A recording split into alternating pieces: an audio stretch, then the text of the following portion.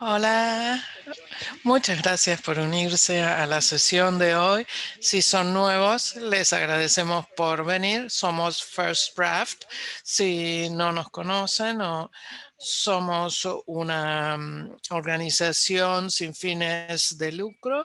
Estamos en Nueva York, en Londres, y tratamos de dar las herramientas y los conocimientos para evitar la misinformación. Todos estos cursos son sobre la misinformación de la vacuna y esto está orientado a la información y a la comunicación efectiva, y la idea es tratar de no amplificar la misinformación y comunicar buena información. Soy Shane, estoy en Nueva York y soy gerente de programas y de asociaciones en First Trap. Aquí tienen mi información. Tratamos de dar toda esta información a las organizaciones de noticias. La agenda de hoy, vamos a cubrir en primer lugar las tendencias y la coordinación de la misinformación en línea y cómo evitar ser embaucados por ella. Vamos a tener un estudio de caso. Después vamos a hablar de la trompeta de la amplificación, hablando de la viralización y cómo los periodistas, comunicadores e investigadores pueden caer en la amplificación de información, y la idea es no amplificar la misinformación. Y por eso es el título de esta sesión. Y después, cómo decidir cuándo usar nuestra plataforma y tomar mejores decisiones sobre cuándo usamos nuestra plataforma, ya sea que seamos un canal de información o otro tipo de empresa. Quiero que consideren este, esto es un tweet deck. En, en las sesiones previas, es una herramienta para monitorear distintos feeds tweet. Es simplemente eso. Es una especie de tablero para considerar Twitter. Aquí vemos distintas columnas con hashtags que tienen distintas frases. Entonces, aquí podemos ver todos los tweets de Twitter que se refieren a eso. A la izquierda tenemos el hashtag medical freedom, el hashtag we do not consent, no consentimos. El primero es libertad médica, y después, entre comillas, consentimiento informado. Lo interesante son los resultados cuando escribimos estas palabras en Twitter. Los resultados que obtenemos. Estamos hablando de vacunas. Esto no sería necesariamente obvio. La libertad médica es una frase en cierta forma vaga, puede referirse a muchas cosas, pero ahora, cuando consideramos estos hashtags, básicamente la gente está hablando de las vacunas. We do not consent, no consentimos, es lo que se usa básicamente en el Reino Unido. Pero lo importante aquí es que todo esto, todo el thread es sobre vacunas. Aquí, cuando tenemos medical freedom con un hashtag y medical freedom entre comillas, hay ligeras diferencias. Con un hashtag vemos que la información está dominada por gente que en general sobre la vacuna lo usan este hashtag para decir que la vacuna es algo que el gobierno nos fuerza a tomar. Esta narrativa que tiene que ver con las libertades civiles como una preocupación de la gente. Por otro lado, cuando ponemos medical freedom, una frase sin hashtag entre comillas, mucha gente lo está usando eh, hablando sobre vacunas forzadas o está hablando de la gente que habla sobre vacunación forzada, o sea que es gente que está a favor de la vacuna hablando de gente que no quiere la vacuna. A menudo, cuando usamos hashtag en lugar de una frase, en cierta forma es como que se hace un eslogan de ese tema, el medical, libertad de medical, médica. Entonces, cuando utilizamos el hashtag, es un montón de gente que habla sobre libertades civiles con respecto a la vacuna. Esto es algo que llamamos dominar una palabra clave. Es la dominación estratégica de palabras clave. Utilizando la palabra clave o la frase y completando esa palabra clave con un cierto punto de vista, si estamos buscando un hashtag en Twitter, vemos toda esta gente que está tratando de comunicar el mismo mensaje general. Este, este término fue generado por Data and Society porque tienen muchos informes sobre misinformación y demás, y cómo los periodistas tienen que manejarse. Consideramos otros ejemplos de dominación de una palabra clave. Aquí tenemos hash save the children, salvar a los niños. Esto fue muy popular en el momento de la elección, de la última elección en los Estados Unidos. Vemos que salvar a los niños es algo que parece muy vago. L- Nosotros pensamos, bueno, es un mensaje sobre proteger a los niños de alguna forma, pero en realidad esto fue adoptado por una comunidad QAnon de extrema derecha, es gente que está dominada por, por políticos de extrema derecha y se considera que, bueno, el abuso sexual infantil es algo humano. No sé si hay movimientos como QAnon en su país, pero al buscar este hashtag Save the Children, salvar a los niños, esto en realidad estaba relacionado con la conspiración de QAnon. Al principio podemos pensar, bueno, esto es simplemente para proteger a los niños.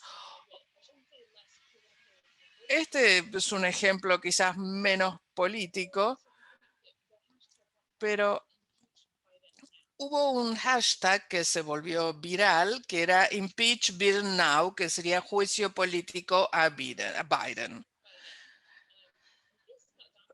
Y este hashtag fue dominado por el pop coreano.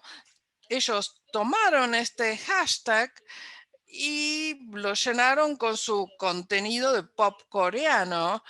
Es una forma extraña de tomar un hashtag que es política y llenarlo con información que no tenía nada que ver con eso, que no tiene nada que ver con la agenda que indicaría el hashtag. Este es un ejemplo de TikTok quizás no conozcan TikTok, pero una de las características es que se puede utilizar audio en la plataforma para nuestros videos. Podemos tomar el audio y al crear nuevo contenido, utilizar ese audio y hacer una búsqueda y ver los distintos videos que han utilizado ese audio. En el momento de la elección en octubre, había una canción que se llamaba Trump es su presidente.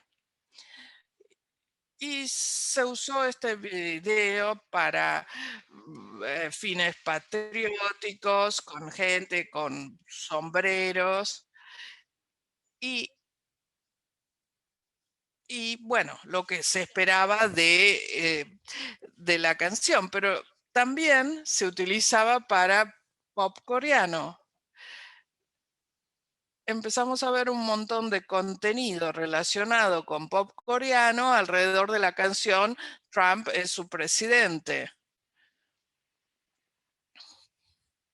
Vamos a pasar a un estudio de casos. L- l- la idea es ver cómo nos manejamos como periodistas. Volvamos al hashtag Save the Children. Esto nos muestra cómo los investigadores, comunicadores y periodistas realmente tienen un papel importante en la amplificación de cierto tipo de agendas. Cuando surgió este hashtag Save the Children, nuestro equipo hizo una investigación sobre dónde se utilizaba y cuáles eran los eventos y las cosas que sucedían en el mundo real con respecto a este hashtag, no solamente en línea, sino en el mundo real. Y lo que encontramos es que se estaban organizando muchas marchas en todos los Estados Unidos y que había distintos slogans y uno de los organizadores de estas marchas era este señor, John de la Cruz, que estaba en Los Ángeles, California. Lo que descubrimos es que esta persona estaba conectada o de alguna forma con la conspiración QAnon. Entonces vimos estos hashtags Hollywood, Los Ángeles, Save the Children, salvar a nuestros niños, las vidas de los niños importan, pero también estaba WGA. Si ustedes no conocen el lenguaje de la conspiración QAnon, esta es una de los hashtags más populares que tienen que ver con QAnon, donde en- se puede interpretar como lo quieren, pero esto nos señaló que esta persona era parte de la conspiración QAnon. Cuando miramos una tendencia o un hashtag que se volvió viral, es importante investigar las fuentes para poder ver el contexto. Si no hiciéramos esto, podemos pensar que salvar a los niños es simplemente un mensaje inocuo de gente que está preocupada por la seguridad de los niños y por evitar el abuso sexual infantil. Pero entrando en esto, vemos que en realidad está conectado a una comunidad conspiratoria. Eh, Otra cosa que encontramos rápidamente es la coordinación. Esto es una captura de pantalla y si ven, estos hashtags. Tenemos el hashtag Save the Children, salvar a los niños, salvar a nuestros niños. Utilice estos hashtags. Y después información sobre un grupo pedofílico satánico internacional. Aquí, aquí realmente vemos que es QAnon. Esto les dice a la gente que utilicen estos hashtags. ¿Por qué es importante?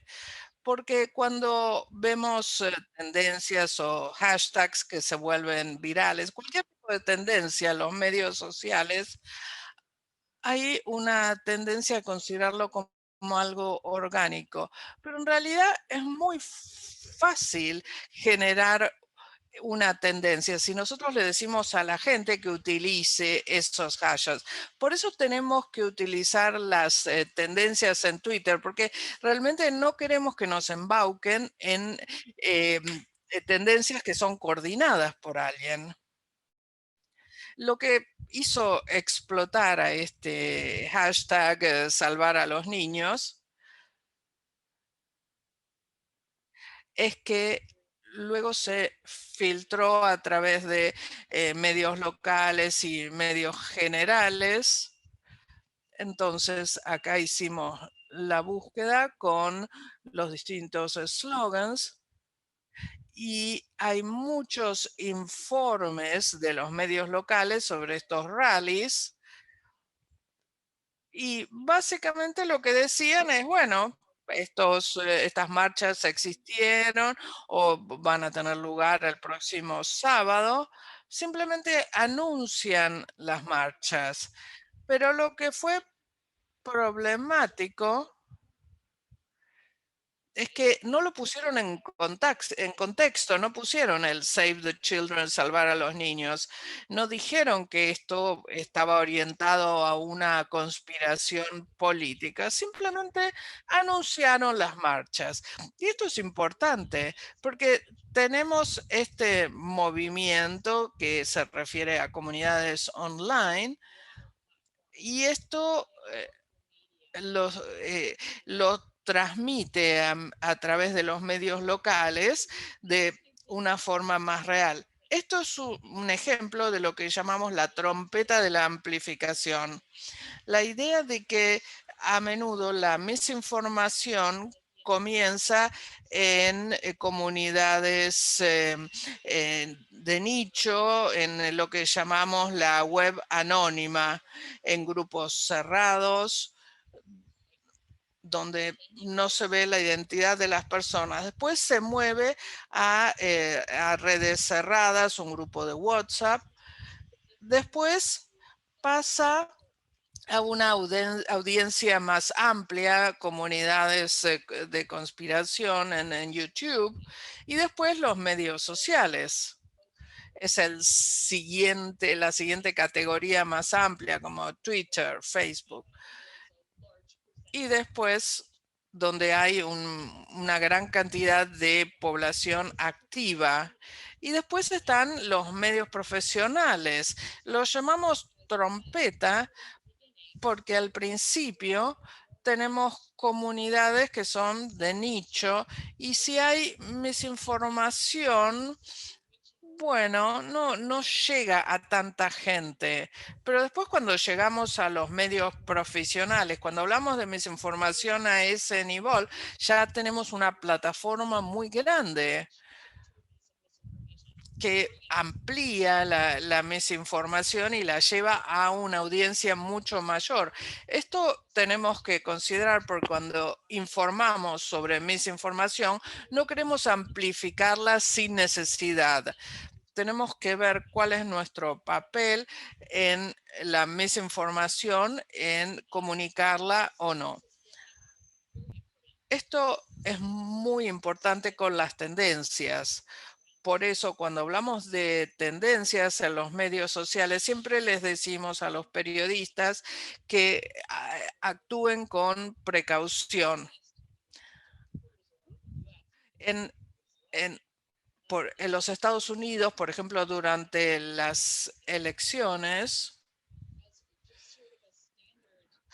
existe la norma de buscar en Twitter para encontrar historias. No quiero decir que los periodistas no tienen que hacerlo, porque a veces encontramos historias interesantes en las tendencias de Twitter, pero tenemos que tener cuidado, porque a veces esas tendencias no son orgánicas y a veces son interesantes, pero no queremos informarlas sin un contexto. Por ejemplo, estas marchas se informaban sin un contexto, sin una explicación de cómo estaban conectadas con un grupo político conspirativo como QAnon. Este es un ejemplo perfecto de cómo informar sobre el fenómeno de salvar a los niños.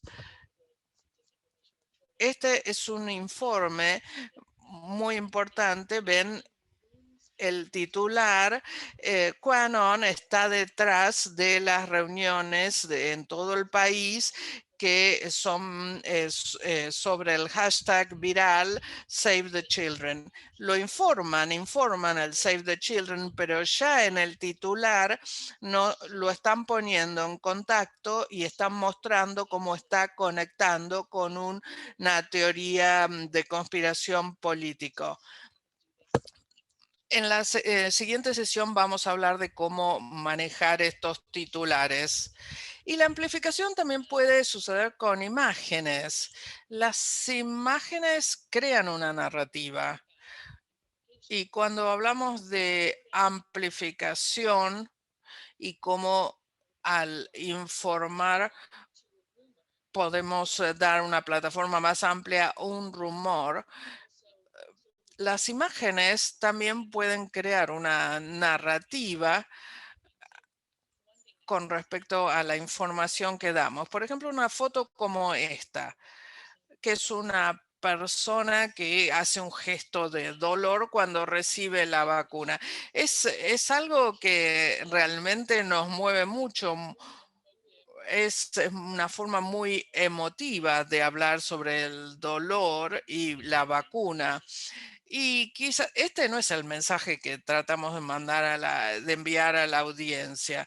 Cuando tenemos artículos de distintos canales de comunicación que muestran imágenes como esta, que evocan el dolor, esto genera miedo y no importa si el artículo dice otra cosa, la imagen genera una reacción en sí.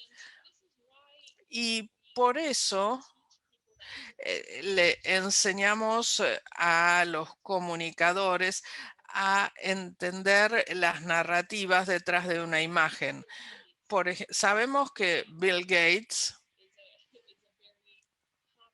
es una persona muy popular dentro de todo el pensamiento conspirativo sobre el control de la población y cómo Bill Gates quiere despoblar el mundo.